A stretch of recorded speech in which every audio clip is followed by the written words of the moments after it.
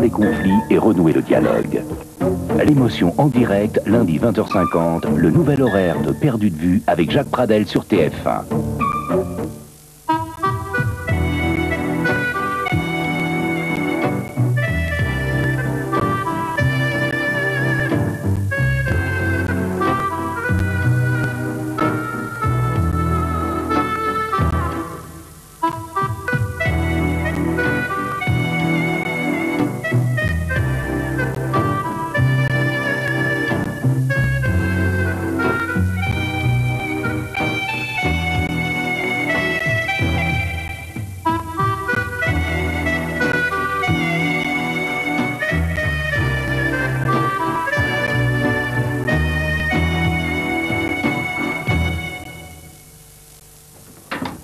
Médée, Médée.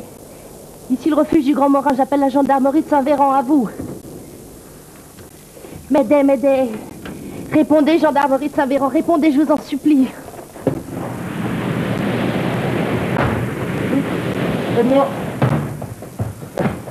Il est vivant? Ouais. Vite, fais choper de l'eau, il faut nettoyer sa plaie. Qui est-ce? Je sais pas. Il était là tout près du refuge. Presque entièrement recouvert par la neige. Il a dû faire une mauvaise chute en arrivant. C'est drôle qu'on n'ait rien entendu quand même. Moi, tu sais, la neige qui a dû étouffer sa chute, hein. Et avec ce vent, on n'entendrait pas un loup hurler à 10 mètres. Tu crois qu'il va s'en tirer? Ouais, je crois. C'était moins une, hein. Il était presque mort de froid. Il a peut-être une fracture du crâne. Non, je crois pas, non. Il aurait saigné du nez ou des oreilles. Continue de le frictionner, tu veux?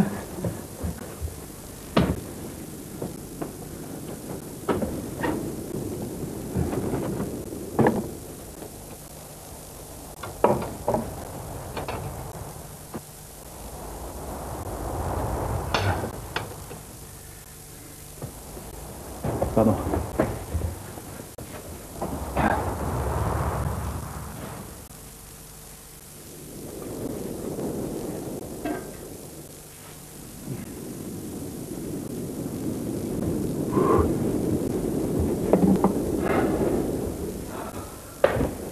Bon, ça n'a pas l'air trop grave.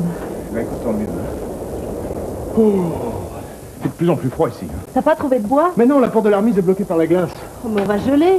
Mais non. Mais non, mon amour, tiens. Allez. Il suffit de bien se couvrir. Hein? De boire bien chaud et puis d'attendre la fin de la tempête. J'ai peur. Mais non, il n'y a pas de quoi, je t'assure, Patricia.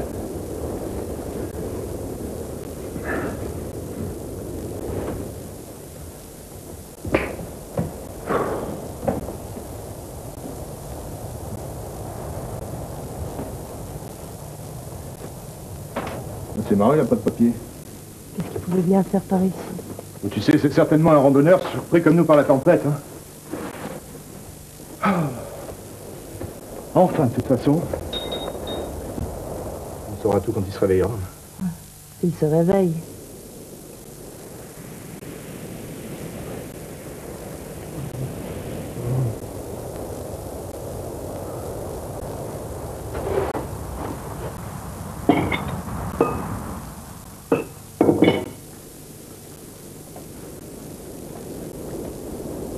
Tenez, buvez. Buvez, ça vous fera du bien.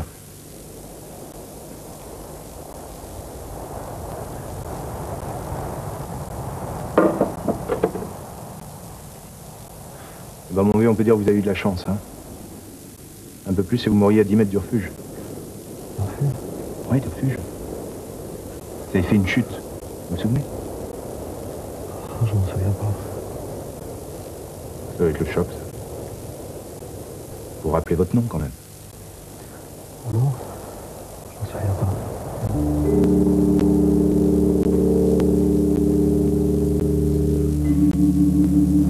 Vous l'avez bien avancé.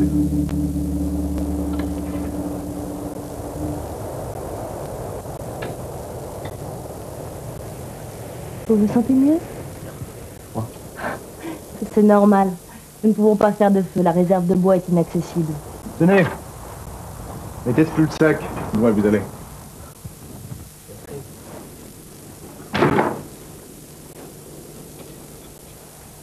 Merci. Est-ce que votre mémoire revient? Je me souviens de rien. Ne tracassez pas, tout vous reviendra. Vous croyez? Eh oui, bien sûr. Tenez, mangez plutôt pendant que c'est chaud. Merci. Bon. Eh ben, puisque votre mémoire vous fait défaut, laissez-moi me présenter. Je m'appelle Simon. Simon Lescran. Et voici ma femme Patricia. Vous êtes des alpinistes? Oh non.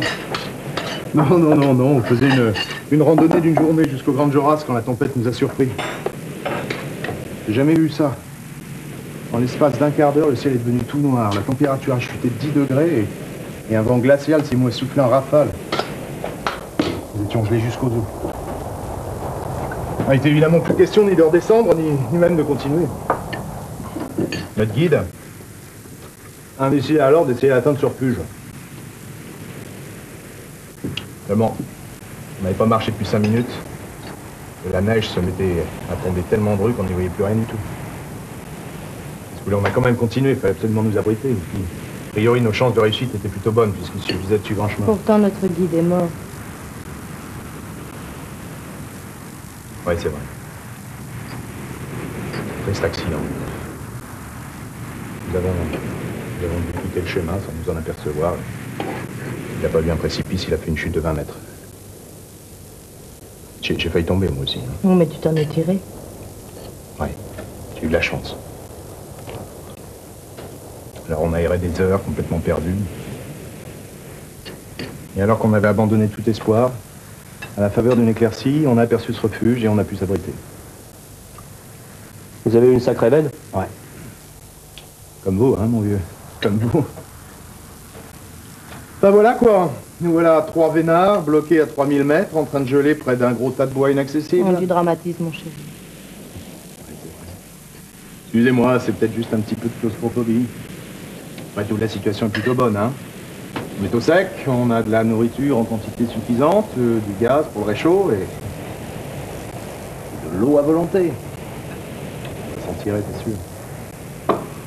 Vous avez essayé la radio? Mon mari dit qu'elle ne marche pas. Je peux vérifier si tu veux. Bon, allez, il est temps de dormir. Tu viens, Michel?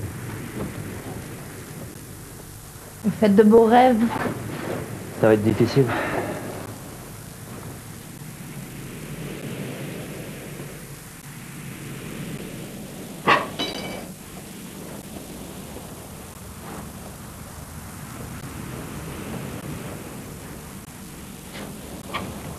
Allez, sois un peu, tu veux? Non.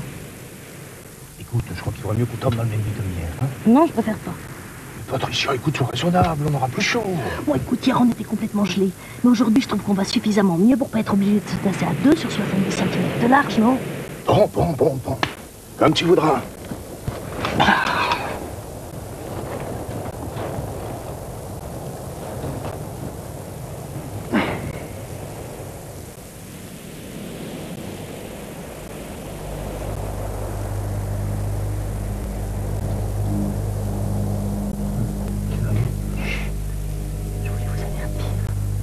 Mon mari. Il faut que vous méfiez, il est dangereux. Non? Oui. Il va vous tuer. Il vous tuera aussi. Vous tuez, pourquoi?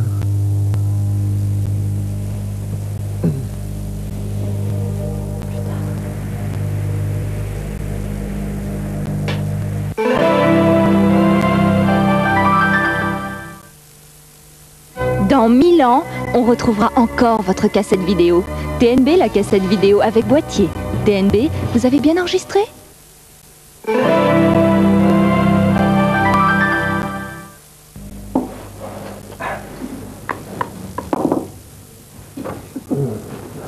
Ah bah super, on dirait que ça va mieux ce matin-là. Ouais. Ça tourne. Ça va mieux. Vous avez bien dormi? Ah ouais, bébé. C'est agréable d'entendre le bruit du vent quand on est bien en sécurité à l'intérieur. Ça berce. Je crois que la tempête s'est calmée. Ouais. Et maintenant, on a droit à un brouillard à couper au couteau. crois que notre petit séjour va se prolonger encore un peu, hein? On dirait que ça te fait plaisir. Mais non, non, bien sûr que non, ma chérie, non. Et je pense pas que faire la tête arrangera beaucoup les choses, hein. Comment va votre mémoire ce matin? Malheureusement, de ce côté-là, il n'y a pas beaucoup d'amélioration. Eh ben, vous voilà comme un nouveau-né. Vierge et innocent. Il y en a qui paieraient très cher pour être à votre place, hein. C'est pas drôle, Simon. Je fais pourtant de mon mieux, ma chérie. Bon. Ben, je vais essayer encore d'ouvrir la porte de cette remise. Un peu de bois, ça prendra peut-être le sourire.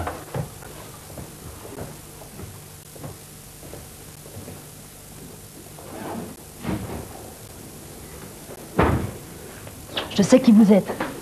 Moi? Oui. Vous vous appelez Pascal Beaumont. Vous êtes détective privé. Je vous ai engagé à Paris pour me protéger de mon mari. Détective privé? Oui. Écoutez-moi, nous avons peu de temps. Depuis 6 mois, j'ai de bonnes raisons de penser que mon mari veut me tuer pour hériter de ma fortune. Pourquoi vous êtes riche? Ah oui, assez. C'est pour ça que je vous ai engagé. Avant-hier, vous nous suiviez quand la tempête s'est levée. Vous avez dû nous perdre, mais grâce au ciel, vous êtes là.